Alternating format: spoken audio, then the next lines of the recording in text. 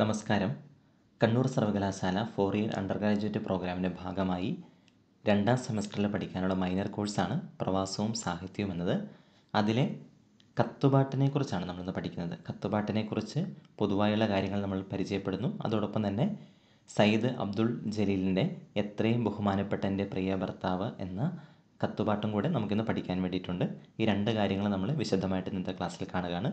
എല്ലാവർക്കും ക്ലാസ്സിലേക്ക് സ്നേഹപൂർവ്വം സ്വാഗതം. നമുക്കറിയാം, കത്തുപാട്ടുകൾ എന്ന് പറഞ്ഞാൽ കത്തുപാട്ടുകൾ നമ്മൾ ധാരാളം കേട്ടിട്ടുണ്ട്. നമ്മളുടെ മലയാള സാഹിത്യമായിട്ട് ഒത്തിരി അധികം ബന്ധപ്പെട്ട് കിടക്കുന്നതാണ്. മാപ്പിളപ്പാട്ട് പ്രസ്ഥാനമൊക്കെ ആയിട്ട് ബന്ധപ്പെട്ട് കിടക്കുന്നതാണ് ഈ കത്തുപാട്ടുകൾ എന്ന് പറയുന്നത്.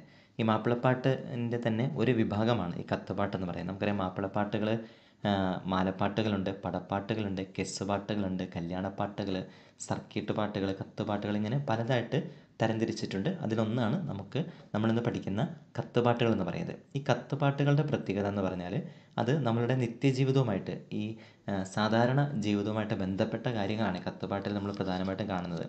അതിൻ്റെ അടിസ്ഥാനം എന്ന് പറയുന്നത്, ഈ ജീവിക്കാൻ വേണ്ടിയിട്ട് പ്രവാസികളാകേണ്ടി വന്ന ഭർത്താക്കന്മാരെ ഓർത്ത് നാട്ടിൽ നെടുവീർപ്പിട്ട് കഴിയുന്ന ഭാര്യമാരുണ്ട്. ആ ഭാര്യമാർ എഴുതുന്ന രീതിയിൽ എഴുതിയിട്ടുള്ള കത്തുകളാണ് ഈ കത്തുപാട്ടുകൾ എന്ന് പറയുന്നത്. ഈ കത്തുപാട്ടിൽ നമ്മൾ കാണുന്നത് ഒത്തിരിയധികം വിഷമങ്ങളും വേദനകളും കാണുന്നുണ്ട്. നമ്മൾ സാധാരണ സാഹിത്യത്തിലൊക്കെ പ്രവാസികളുടെ പ്രശ്നങ്ങളെക്കുറിച്ചൊക്കെ കാണുന്നുണ്ട്. പക്ഷേ പ്രവാസികളുടെ മാത്രമല്ല, പ്രവാസികളുടെ കുടുംബത്തിൻ്റെ കൂടെ വ്യഥകൾ വെളിപ്പെടുത്താൻ വേണ്ടി കത്തുപാട്ടുകൾക്ക് കഴിഞ്ഞു. അതായത് പ്രവാസികൾ മാത്രമല്ല വിരഹവേദന അല്ലെങ്കിൽ മാറിയിരിക്കുന്നതിൻ്റെ, ദൂരെ ജോലി ചെയ്യുന്നതിൻ്റെ വേദന അനുഭവിക്കുന്നു. മറിച്ച് അവരുടെ കുടുംബാംഗങ്ങൾ, പ്രത്യേകിച്ചും പ്രവാസിയായിട്ടുള്ള ആളുടെ ഭാര്യ അനുഭവിക്കുന്ന ദുഃഖവും വേദനയൊക്കെ ഉണ്ട്. വിരഹ ദുഃഖവും വേദനയും ഏകാന്തതയും ഒറ്റപ്പെടലൊക്കെ ഉണ്ട്. ആ കാര്യങ്ങൾ വ്യക്തമാക്കി തരാൻ വേണ്ടിയിട്ട് കത്തുപാട്ടുകൾക്ക് കഴിഞ്ഞു. ഈ കത്തുപാട്ടുകളുടെ ആ സാഹിത്യ വിഭാഗം എടുത്തു കഴിയുമ്പോൾ നമുക്കതിൽ പ്രധാനപ്പെട്ട ചില രചയിതാക്കളുടെ പേരും കൂടെ നമുക്ക് പരിചയപ്പെടാം.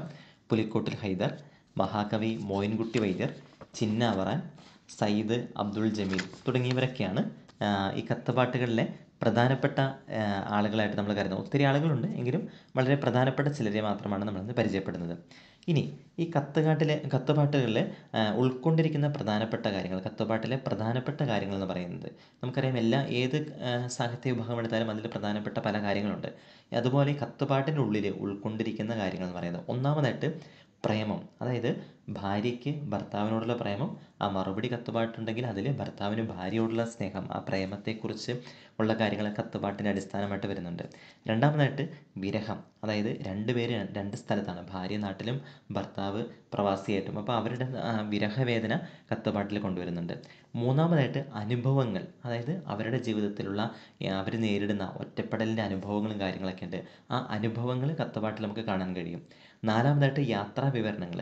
അവരുടെ പ്രവാസ ജീവിതത്തിനെക്കുറിച്ചുള്ള അങ്ങോട്ടുള്ള യാത്രകളും കാര്യങ്ങളൊക്കെ കത്തുപാട്ടിൽ വിവരിക്കാൻ വേണ്ടി കഴിയുന്നുണ്ട്. 5, മതപരമായിട്ടുള്ള കാര്യങ്ങൾ. നമുക്കറിയാം, കത്തുപാട്ട് പ്രധാനമായിട്ടും മാപ്പിളപ്പാട്ട് പ്രസ്ഥാനത്തിൻ്റെ കീഴിൽ വരുന്നതാണ്. അതുകൊണ്ട് ഇസ്ലാം മതവുമായിട്ട് ബന്ധപ്പെട്ടാണ്. അപ്പോൾ ആ മതത്തിൻ്റെ പ്രധാനപ്പെട്ട കാര്യങ്ങളൊക്കെ ഇതിൽ വരുന്നുണ്ട്.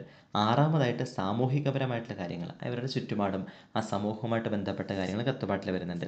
ഏഴാമതായിട്ട് പരിഭവങ്ങൾ. അതായത് കത്തെഴുതുന്ന ആൾക്ക് തൻ്റെ പ്രിയപ്പെട്ട വ്യക്തിയോടുള്ള പരിഭവങ്ങൾ, സ്നേഹത്തിന് പുറത്തുള്ള പരിഭവങ്ങളും കൂടെ ഈ കത്തുപാട്ടിൽ കൃത്യമായിട്ട് അവതരിപ്പിക്കുന്നുണ്ട്. ഇങ്ങനെ 7 കാര്യങ്ങളാണ് പ്രധാനമായിട്ടും കത്തുപാട്ടിൽ അടങ്ങിയിരിക്കുന്നത്.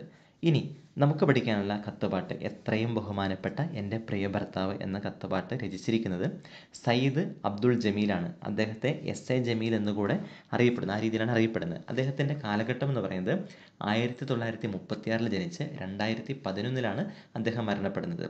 ഈ അദ്ദേഹത്തിൻ്റെ ഈ കത്തുപാട്ടിൽ എത്രയും ബഹുമാനപ്പെട്ട എൻ്റെ പ്രിയ ഭർത്താവ് എന്ന കത്തുപാട്ട് നമ്മൾ കാണുന്നത് ഗൾഫിലുള്ള ഭർത്താവിന് പ്രിയപ്പെട്ട ഭാര്യ അയക്കുന്ന കത്ത് പോലെ എഴുതിയ ഒരു ഗാനമാണ് ഈ കത്തുപാട്ടെന്ന് പറയുന്നത്. ഈ ഗാനം രചിക്കുന്നത് 1977 എത്രയും ബഹുമാനപ്പെട്ട എൻ്റെ പ്രിയ ഭർത്താവ് എന്ന കത്തുപാട്ട് രചിക്കുന്നത്. അതോടൊപ്പം തന്നെ ഈ എസ് എ ജമീൽ അറിയപ്പെടുന്നത് മലയാളത്തിലെ കത്തുപാട്ടുകളുടെ ശില്പി എന്നാണ് ഈ എസ് എ ജമീൽ അറിയപ്പെടുകയും ചെയ്യുന്നത്. ഇതാണ് കത്തുപാട്ടുകളെക്കുറിച്ചും നമുക്ക് പഠിക്കാനുള്ള കത്തുപാട്ടിൻ്റെ രചയിതാവായ എസ് എ ജമീലിനെ കുറിച്ചും ചുരുക്കമായിട്ട് നമുക്ക് പറയാനുള്ള കാര്യങ്ങൾ. ഇനി നമുക്ക് ഈ എത്രയും ബഹുമാനപ്പെട്ട എൻ്റെ പ്രിയ ഭർത്താവ് എന്ന കത്തുപാട്ടിൻ്റെ ഉള്ളിലേക്ക് പ്രവേശിക്കാം. ആ പാഠത്തെക്കുറിച്ച് നമുക്ക് വിശദമായിട്ട് കാണാം. അല്പം വലിയ ഒരു ഗാനമാണിത്, കത്തുപാട്ട്, എത്രയും ബഹുമാനപ്പെട്ട എന്ന കത്തുപാട്ട്. അപ്പോൾ അതുകൊണ്ട് നമുക്ക് പഠിക്കാൻ എളുപ്പത്തിന് ഞാനൊരു 10 ഭാഗമായിട്ട് ഇതിനെ തിരിച്ചിട്ട് അതിൻ്റെ അർത്ഥതലങ്ങൾ ഞാൻ പറഞ്ഞുതരാം. ഒരു 10 ഭാഗമായിട്ട്, അത് പഠിക്കാൻ എളുപ്പത്തിന് വേണ്ടി മാത്രമാണ്. ഒരിക്കലും കത്തുപാട്ട് അങ്ങനെ ഭാഗങ്ങളായിട്ട് തിരിച്ചിരിക്കുന്നതല്ല, നമുക്ക് പഠിക്കാൻ എളുപ്പത്തിന് വേണ്ടി മാത്രം ഞാനൊരു 10 ഭാഗങ്ങളായിട്ട് ഇതിനെ തിരിച്ചാണ് പറയുന്നത്. അപ്പോൾ ആദ്യത്തെ ഭാഗം നമ്മൾ കാണുന്നത് എത്രയും ബഹുമാനപ്പെട്ട എൻ്റെ പ്രിയ ഭർത്താവ് വായിക്കുവാനും തുടങ്ങി അതിലേറെ ക്ഷേമം ആണെന്ന് കരുതി സന്തോഷിക്കട്ടെ എന്നുള്ള ഭാഗമാണ്. അപ്പോൾ ഇവിടെ നമ്മൾ കാണുന്നത് പ്രിയപ്പെട്ട ഭർത്താവിനെ അഭിസംബോധന ചെയ്തിട്ട് ഭാര്യ എഴുതുകയാണ്. അപ്പോൾ അവിടെ പറയുകയാണ് ഇവിടെ സുഖമാണെന്നുള്ള കാര്യങ്ങളൊക്കെ പറയുന്നു. മറുനാട്ടിൽ നിങ്ങൾക്കും ക്ഷേമമാണെന്നൊക്കെ ഞാൻ കരുതുകയാണ്. അങ്ങനെ കരുതിയിട്ട് ഞാൻ സന്തോഷിക്കട്ടെ. എനിക്കിവിടെ സുഖമായിട്ടൊക്കെ പോകുന്നു. അപ്പോൾ നിങ്ങൾക്കും അതുപോലെ അവിടെ സുഖവും സന്തോഷവുമാണ് ഞാൻ കരുതുകയാണ്. അങ്ങനെയെങ്കിലും കരുതിയിട്ട് ഞാൻ സന്തോഷിക്കട്ടെ എന്ന് ഭാര്യ പറയുകയാണ്. ഇനി രണ്ടാമത്തെ ഭാഗത്ത് എഴുതി അറിയിക്കാൻ കാര്യങ്ങൾ 100 ഉണ്ട്, എഴുതുകയല്ലാതെ വേറെന്ത് വഴിയുണ്ട് എന്ന് തുടങ്ങി തന്നു സങ്കടം തീർത്തിടണേ ഇടയ്ക്കിടെ എന്നെയും ഓർത്തിടണേ. അതായത് കത്തിന് മറുപടി തന്നിട്ട് സങ്കടം തീർത്തിടണേ എന്ന് പറയുന്ന ആ ഭാഗം വരെ. ഇവിടെ നമ്മൾ പറയുന്നത് പറയാൻ വേണ്ടിയിട്ട് ഒത്തിരി കാര്യങ്ങളുണ്ട്. ഭാര്യ പറയാണ് ഇവിടുത്തെ പറയാൻ ഒത്തിരി കാര്യങ്ങളുണ്ട്, പക്ഷേ നേരിട്ട് പറയാൻ പറ്റാത്തതിനാൽ എഴുതി ഞാൻ അറിയിക്കാമെന്ന്. അതുകൊണ്ടാണ് ഈ കത്ത് എഴുതുന്നത്. അതുപോലെ തന്നെ ഈ പ്രിയപ്പെട്ട ഭർത്താവ് മറുനാട്ടിലായതുകൊണ്ട് തന്നെ ഞാൻ എപ്പോഴും, ഈ ഭാര്യ എപ്പോഴും കരഞ്ഞുകൊണ്ടാണ് ഇവിടെ കഴിയുന്നത്. ആ വിരഹവേദന കൊണ്ട് തന്നെ കരഞ്ഞാണ് ഇവിടെ കഴിയുന്നത് പറയുന്നു.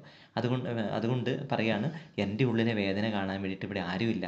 പ്രിയപ്പെട്ടവനെ, നിന്നെ ഈ പിരിഞ്ഞിരിക്കുന്നതിൽ എല്ലാം ഓർത്ത് എന്ന് ഞാൻ കരയുകയാണ്. അങ്ങനെ ആ മനസ്സിൻ്റെ വേദന ഭാര്യ പങ്കുവയ്ക്കുകയാണ്. അതായത് എൻ്റെ വേദന ആര് കാണാൻ, നിനക്ക് മാത്രമേ എൻ്റെ വേദന കാണാൻ കഴിയുള്ളൂ. പക്ഷെ വേറെ നീ എവിടെയാണ്? വിദേശത്താണ്, ഗൾഫിലാണ്. അതുകൊണ്ട് നിന്നെ ഓർത്ത് ഞാൻ എന്ന് കരഞ്ഞുകൊണ്ടാണ് ഞാനിവിടെ കഴിയുന്നത്. അതുകൊണ്ട് ഈ കത്തിന് ഉടൻ തന്നെ ഒരു മറുപടി തന്നിട്ട് എൻ്റെ സങ്കടം തീർക്കണമെന്ന് ഭർത്താവിനോട് അപേക്ഷിക്കുകയാണ്. പിന്നെ അതുപോലെ തന്നെ പറയാണ് നീ ഇടയ്ക്കിടയ്ക്ക് എന്നെ ഓർക്കുകയും ചെയ്യണമെന്ന് ഞാൻ അപേക്ഷിക്കുകയാണ്. എന്നെ ഓർക്കുമ്പം തീർച്ചയായിട്ടും നീ കത്തെഴുതും. അങ്ങനെ എന്നെ ഓർത്തോർത്ത് എൻ്റെ സങ്കടം നീ തീർത്തു തരണേ എന്നുള്ള കാര്യം ഭാര്യ പറയുകയാണ്. മൂന്നാമത്തെ ഭാഗം മധുവിധു നാളുകൾ മനസ്സിൽ കളിക്കുന്നു, മദനക്കിനാവുകൾ മാറോടണയ്ക്കുന്നു തുടങ്ങി മധുവിധുവതിൽ പുതു സ്വപ്നം കണ്ട് ഞെട്ടിയുണരും, തലയണ കൊണ്ട് കെട്ടിപ്പുണരും. അത്രയും ഭാഗം വരെ. അപ്പം ഇവിടെ ഭാര്യ ചെയ്യുന്നത്, കത്തിലെഴുതുന്നത് മധുവിധു നാളുകൾ ഭാര്യ ഓർത്തിട്ട് അതിനെക്കുറിച്ച് ഭർത്താവിന് എഴുതാണ്. അതായത് ഭർത്താവിൻ്റെ കൂടെ ഉണ്ടായിരുന്ന മധുവിധു നാളുകളിലെ ഓർമ്മകൾ മനസ്സിൽ ഇന്നും തിങ്ങി നിൽക്കുന്ന ഏറ്റവും മനോഹരമായിട്ടുള്ള ഓർമ്മയാണെന്ന് ഭാര്യ പറയുകയാണ്. അതുപോലെ തന്നെ പറയാണ് നീ ഇല്ലാതെ ഈ കട്ടിലിൽ ഞാൻ കിടന്നാൽ എങ്ങനെ എനിക്ക് ഉറക്കം വരുമെന്ന് ഭാര്യ ഭർത്താവിനോട് ചോദിക്കുകയാണ്. ഉറങ്ങിയാലും മധുവിധുവിനെക്കുറിച്ചുള്ള പുതിയ സ്വപ്നങ്ങൾ, നമുക്കുള്ള പുതിയ മധുവിധു കാലഘട്ടത്തെക്കുറിച്ചുള്ള സ്വപ്നങ്ങളൊക്കെ കണ്ട് ഞാൻ പെട്ടെന്ന് ഞെട്ടി ഉണരും. അതോടൊപ്പം തന്നെ പെട്ടെന്ന് ഞെട്ടി ഉണരുമ്പോൾ നീ അടുത്തില്ലാത്തത് കൊണ്ട് ഞാൻ നമ്മളുടെ ഈ കിടക്കയിലെ തലയണെ കെട്ടിപ്പുണർന്നുകൊണ്ടാണ് ഞാൻ ഇവിടെ കിടക്കുകയും ചെയ്യുന്നുള്ള കാര്യം ഭാര്യ അറിയിക്കുകയാണ്. അതായത് വിരഹത്തിൻ്റെ ആ ഒരു വേദന ഈ ഭാഗത്ത് ശക്തിയായിട്ട് തന്നെ ഇവിടെ എസ്.എ. ജമീൽ അവതരിപ്പിക്കുകയും ചെയ്തിരിക്കുകയാണ്. ഇനി നാലാമത്തെ ഭാഗമായിട്ട് നമ്മൾ കാണുന്നത് പൊന്നും മുതലും പണം പണ്ട ബംഗീസും തുടങ്ങി വിരഹത്തിൻ വെണ്ണീറായി വെന്തെരിഞ്ഞ് എന്ന് വരെയുള്ള ഭാഗമാണ്. ഈ ഭാഗത്ത് നമ്മൾ കാണുന്നത് ഭാര്യ പറയുകയാണ് ജീവിതത്തിൽ എല്ലാം ഉണ്ടെങ്കിലും വിരഹം കൊണ്ട് ഞാനിന്ന് നീറുകയാണ്, വെന്തുരുകി തീരുകയാണെന്നുള്ള കാര്യം ഭാര്യ പറയുകയാണ്. അതുപോലെ തന്നെ പറയുകയാണ് എനിക്ക് പൊന്നുണ്ട്, മുതലുണ്ട്, പണമുണ്ട്, ഫോറിൻ തുണികളുണ്ട്, വലിയ വീടും എല്ലാം ഉണ്ട്. പക്ഷേ ഇതൊക്കെ ഉണ്ടായിട്ട് എന്താണ് ഫലം? ഞാൻ അനാഥയെപ്പോലെ വിരഹത്തിലിങ്ങനെ വെന്തെരിഞ്ഞ് നാട്ടിൽ കഴിയുകയാണ്. അപ്പം അതുകൊണ്ട് എല്ലാം ബാഹ്യമായിട്ടുള്ള എല്ലാ കാര്യങ്ങളുണ്ടെങ്കിലും വിരഹവേദന, നീ അടുത്തില്ലാത്തതിൻ്റെ വിഷമം കൊണ്ട് ഞാനിങ്ങനെ വെന്തുരുകിയായിട്ട് ഞാൻ ഈ നാട്ടിൽ കഴിയുക എന്ന് ഭാര്യ തൻ്റെ പ്രിയ ഭർത്താവിനെ എഴുതി അറിയിക്കുകയാണ്. ഇനി അഞ്ചാമത്തെ ഭാഗം എന്ന് പറയുന്നത് 2-4 വർഷം മുൻപ് നിങ്ങൾ വന്ന് 8-10 നാളുകൾ മാത്രം വീട്ടിൽ നിന്ന് തുടങ്ങി പൂക്കുഞ്ഞി പൈതലല്ലേ ആമുഖം കാണാൻ പൂതി നിങ്ങൾക്കില്ലേ എന്ന് വരെയുള്ള ഭാഗമാണ്. ഈ ഭാഗത്ത് പറയുന്നത് ഈ ഭാര്യ അവരുടെ പ്രിയപ്പെട്ട ഭർത്താവിനോട് അവരുടെ കുഞ്ഞിനെക്കുറിച്ചുള്ള കാര്യമാണ് കൃത്യമായിട്ട് പറയുന്നത്. ഭാര്യ പറയാണ് 4 വർഷം മുമ്പ് ഭർത്താവ് അങ്ങ് അവധിക്ക് വന്നപ്പോൾ നമുക്കുണ്ടായ ആ കുഞ്ഞിന് ഇന്ന് 3 വയസ്സായി.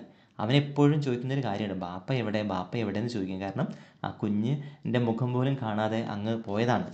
കുഞ്ഞുണ്ടായി കഴിഞ്ഞിട്ട് കാണാൻ വേണ്ടി വന്നില്ല. അതുകൊണ്ട് തന്നെ കുഞ്ഞെപ്പോഴും ചോദിക്കും ബാപ്പ എവിടെയാണ്, ബാപ്പേനെ കാണണം എന്നൊക്കെ പറഞ്ഞ് ചോദിക്കും.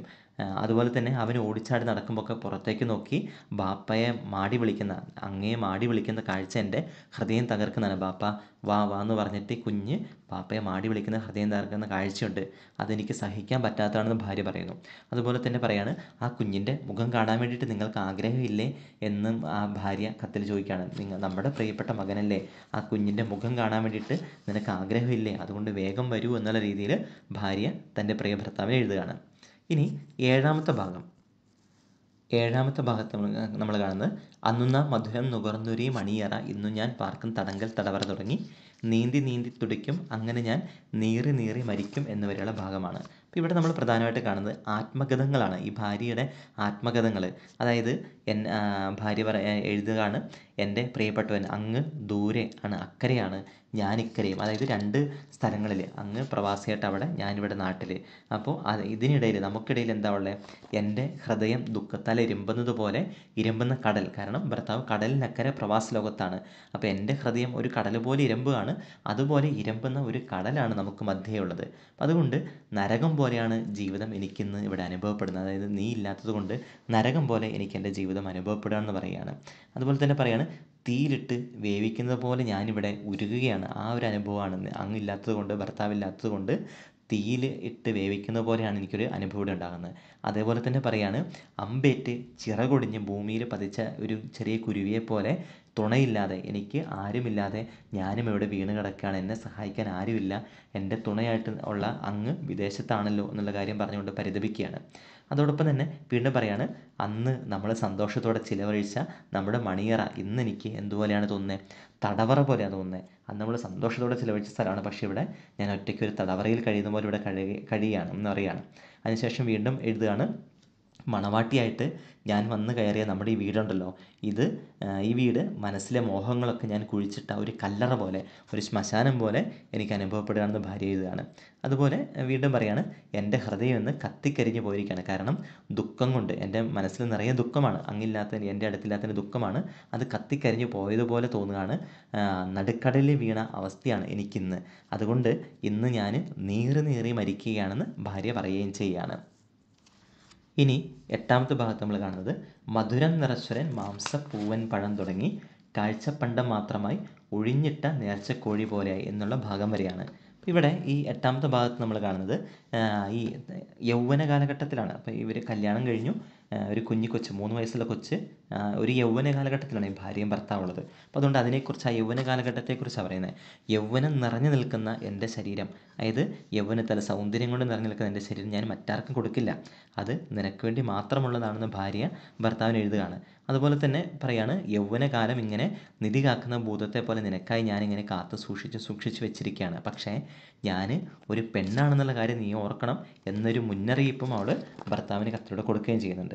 ഇനി ആ ഭാഗത്ത് തന്നെ പറയാണ്, ഇങ്ങനെ ഈ നിധി കാക്കുന്ന ഭൂതത്തെ പോലെ ഞാനിങ്ങനെ കാത്തിരുന്ന, എൻ്റെ യൗവനം കാത്തിരുന്ന അവസാനം സൗന്ദര്യവും യൗവനവും എല്ലാം കഴിഞ്ഞ് ഒരു കാഴ്ചവസ്തു പോലെ, ഒരു നേർച്ചക്കോഴി പോലെ മാത്രം ഞാനായിട്ട് മാറാൻ സാധ്യതയുണ്ട് നീ വന്നില്ലെങ്കിൽ എന്നുള്ള ഒരു ഖേദകരമായിട്ടുള്ള ഒരു മുന്നറിയിപ്പും കൂടെ ഭർത്താവിന് ഭാര്യ കൊടുക്കുകയാണ്.